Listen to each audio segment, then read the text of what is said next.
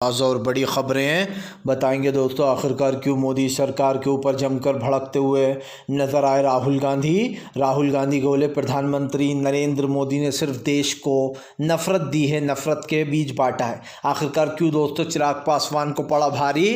अब पशुपति पारस को इंडिया गठबंधन लड़वाएगा हाजीपुर से। जी हाँ, बड़ी खेला करने वाला है इंडिया गठबंधन। क्यों आखिरकार दोस्तों भीम आर्मी चीफ चंद्रशेखर रावण ने कर ली अखिलेश से डील, और कैसे पप्पू यादव बोले कि फिलहाल CAA के नाम पर देश को बांट रही है बीजेपी। राहुल गांधी को इस देश का प्रधानमंत्री बनाना ही हमारा मकसद। कैसे केजरीवाल ने ED को ही भिजवा दिया नोटिस। तमाम मुद्दों पर होगी बात, लेकिन उससे पहले अगर आपने अब तक हमारे चैनल को सब्सक्राइब नहीं किया है तो जल्दी से कर लीजिए। पास में एक घंटी आएगी, इसको भी दबाइए ताकि हर वीडियो की जो अपडेट है वो आपको मिल पाए। दरअसल दोस्तों आपको बता दें चले, बीजेपी की बढ़ गई मुश्किलें। राहुल गांधी बोले देश में नफरत बांट रही है बीजेपी। देश में एक दूसरे को लड़ाकर सिर्फ अपने वोट बैंक को तैयार करती है। असल मुद्दों से भटकाने के लिए देश में सांप्रदायिकता और तनाव पेश किए जा रहा है। दरअसल दोस्तों सब देख रहे हैं कि देश में कुछ ऐसी चीज़ें भी हो रही हैं दोस्तों जिससे कि हिंदू मुसलमान हो जाए, और ऐसी चीज़ें करवाने वाले लोग कौन है ये आप अच्छे से जान रहे हैं। क्योंकि जब भी चुनाव आने लगता है तो बीजेपी का सिर्फ एक ही हथियार होता है दोस्तों, और वो होती है नफरतबाजी।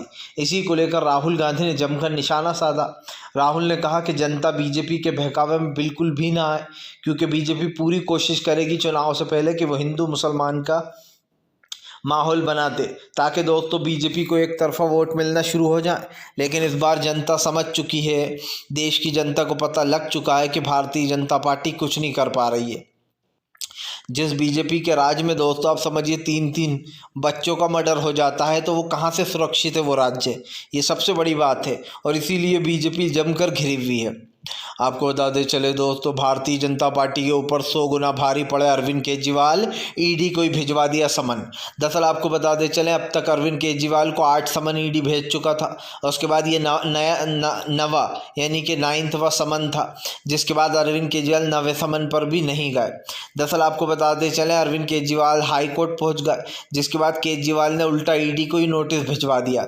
आपको बता दें हाई कोर्ट में ये मामला चल रहा है, उसके बाद भी ED बार बार अरविंद केजरीवाल को समन भेज रही है। अभी हाल ही में केजरीवाल को बेल मिली, उसके बावजूद भी अब केजरीवाल को ED बुलाई जा रही है।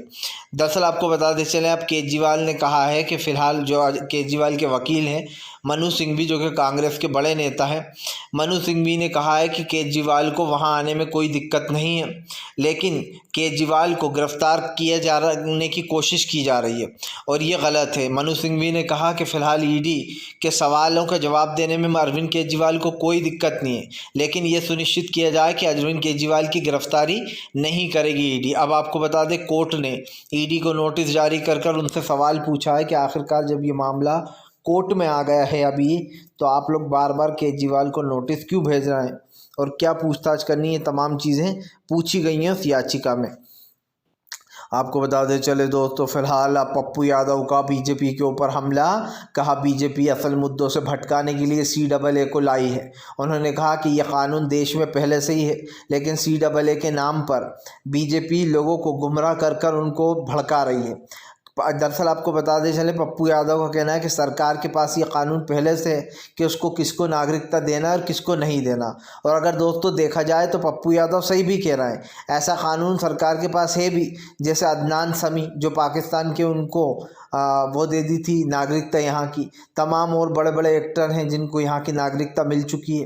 तो सवाल यही है दोस्तों, कानून था, लेकिन बीजेपी जानबूझकर इसमें एक एंटी मुस्लिम विरोधी चीज़ लाई, जिसमें उसने ये ऐलान किया कि वो किसी भी हाल में मुस्लिमों को CAA की वो नहीं देगी, वो जो है यहाँ पर उसको ख़ास कर जो वो मिलता है दोस्तों फ्रीडम।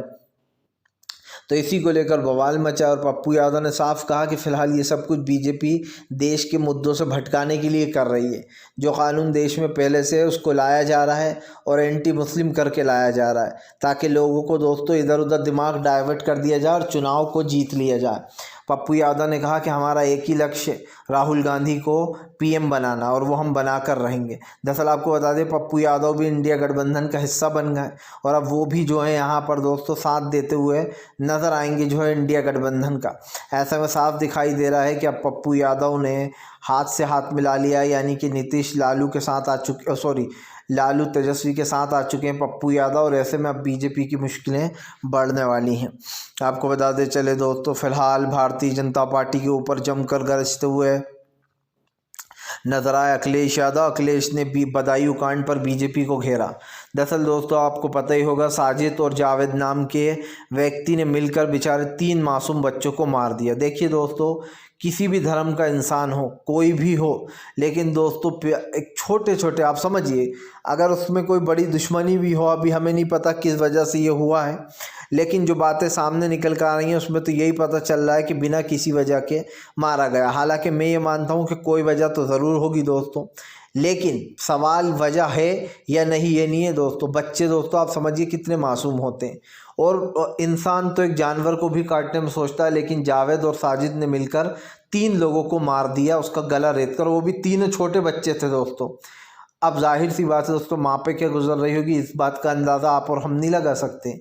और हमने पहले भी कहा है दोस्तों, जो भी जुर्म करता है उसको सज़ा मिलनी चाहिए, चाहे वो दोस्तों किसी भी धर्म किसी भी समाज का हो। ऐसे राक्षसों को इस दुनिया में रहने का कोई हक़ नहीं है जो लोग मासूम बच्चे तक के गले पर उस तरह फेर कर उनको मार दें। इसके जो, हालांकि एक जो है जिसने ये सब कुछ किया था उसका इनकाउंटर होगा और बहुत अच्छा हुआ मैं तो कहता हूँ, लेकिन जो दूसरा है वो फ़रार है। लेकिन दोस्तों सवाल ये नहीं उठता है, आप ये समझिए ये कहानी शुरू कहाँ से होती है। अखिलेश यादव ने एक बात बहुत अच्छी की है दोस्तों कि ये सब कुछ बीजेपी करवा रही है, क्योंकि जाहिर सी बात है चुनाव में दोस्तों नफ़रत तो फैलाना ही है। अखिलेश यादव लिखते हैं कि फ़िलहाल दंगा फसाद सांप्रदायिक तत्वों को खड़ा कर कर चुनाव जीतना चाहती है भाजपा, और इसी कारण से ऐसी घटनाओं को वो खुद अंजाम दिलवा रही है, जिलों में सांप्रदायिकता तनाव पैदा करवा रही है, जिसका परिणाम बदायूं की आज की घटना है। भाजपा जब जनता के असल मुद्दों से हार चुकी है तो धार्मिक विवाद, धार्मिक लड़ाई ही भाजपा का आखिरी हथियार बची है। भाजपा के इशारे पर ही कई गुंडे बदमाश खुले घूम रहे हैं और भाजपा के इशारे पर ही वारदातों को अंजाम दे रहे हैं, जिसके कारण समाज में लड़ाई झगड़ा बढ़ रहा है। हैशटैग नहीं चाहिए भाजपा, ये अखिलेश यादव ने कहा है। दरअसल दोस्तों हम ये मानते हैं कि उन 3 मासूम बच्चों को दोस्तों कोई जानवर ही मार सकता है, क्योंकि आप समझिए इंसान के बस की तो ये बात है ही नहीं कि वो बच्चों के गले पर उस तरह फेर दे, वो भी छोटे छोटे मासूम बच्चे थे वो। लेकिन दोस्तों आप समझिए, ये उस तरह जो 3 लोगों के गले पर उस साजिद ने फेरा, इसका असल जिम्मेदार कौन है दोस्तों? क्या आज पूरे देश में बीजेपी ने नफरत नहीं फैला दी है? क्या आज दोस्तों पूरे देश में सांप्रदायिकता का जहर घोल दिया गया है? इतना घोल दिया गया है दोस्तों कि लोग बीजेपी से आज भी नहीं डरते हैं। आप समझिए, बीजेपी अपनी वो तो दिखाती है धांस, लेकिन कोई नहीं डरता। इस तरीके के कांड, बड़ी बड़ी हत्याएं हो जाती हैं और बीजेपी की सरकार सोती रहती है। अब आप समझिए, क्या ये अभी भी आप कहेंगे कि ये हिंदू भाइयों की रक्षा कर रहा है? कहाँ से कर रहा है? हमारे 3 छोटे जो हिंदू भाई बहन थे, उनके बेचारे 3 छोटे बच्चों को मार दिया जाता है, और उत्तर प्रदेश में जो ज़ीरो टॉलरेंस की बात करती है योगी सरकार दोस्तों, उसकी पोल खुल चुकी है। आपको बताते चले दोस्तों, भारतीय जनता पार्टी के ऊपर जमकर गरजते हुए नजर आए दोस्तों कांग्रेस नेता मल्लिकार्जुन खड़गे ने बीजेपी को लपेटा। दरअसल आपको बताते चले, मल्लिकार्जुन खड़गे का कहना है खुलेआम आचार संहिता का उल्लंघन किया जा रहा है, लेकिन बीजेपी के ऊपर कोई कार्रवाई नहीं कर रहा है चुनाव आयोग। दरअसल दोस्तों मुझे तो पूरा यकीन है कि चुनाव आयोग कुंभकर्ण है। इसलिए कुंभकर्ण है क्योंकि जब बीजेपी नींद की गोली दे देती है तो चुनाव आयोग भला कैसे उठेगा? हाँ, अगर यही काम विपक्ष करेगा तो चुनाव आयोग फौरन एक्टिव हो जाएगा। दरअसल आपने देखा कि पिछले 3 दिन के अंदर ही बीजेपी के 4 लोगों ने दोस्तों आचार संहिता का उल्लंघन कर दिया। पहली बीजेपी की नेता जो कहती हैं कि जो तमिलनाडु के लोग हैं वो यहाँ पर आकर, यानी कि बेंगलुरु में आकर ब्लास्ट करके जाते हैं।